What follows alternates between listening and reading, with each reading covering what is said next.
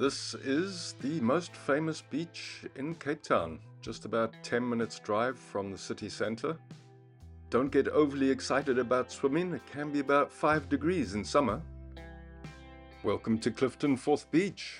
These houses you're looking at range in price between 25 million for an older unrenovated property to upwards of 80 million for a luxury renovated home there. Of course, it's not just about the city, it's the proximity to Table Mountain, the cable car, the 12 Apostles Hotel, and various other nature experiences that you can look forward to in the close proximity to Camps Bay as well, with all the nightclubs and restaurants. Definitely worth a visit if you're a tourist. I can highly recommend it.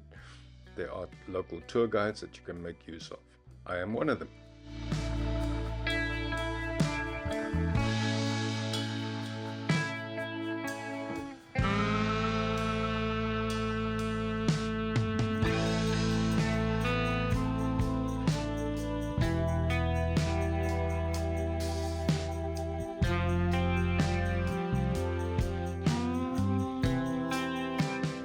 So, of course, naturally, you will notice when buying property in Clifton, you don't buy a house, you buy a plot of land, then you bulldozed what was the house there and you build your own dream home.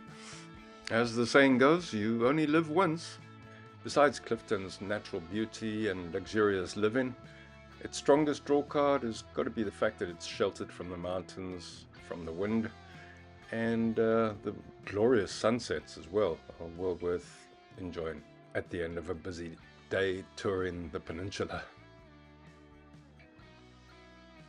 Right now over here we're over 4th, heading in the direction of Clifton View and First Beach there in the distance. Just around the corner there is Bantry Bay in the direction of Cape Town, where the President of South Africa has made his residence. Clifton First Beach is accessible via a set of stairs from the Beach Road or Victoria Road, or by walking along the other Clifton beaches.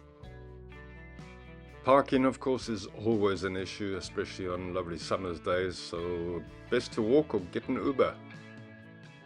And there you have it, Clifton First Beach.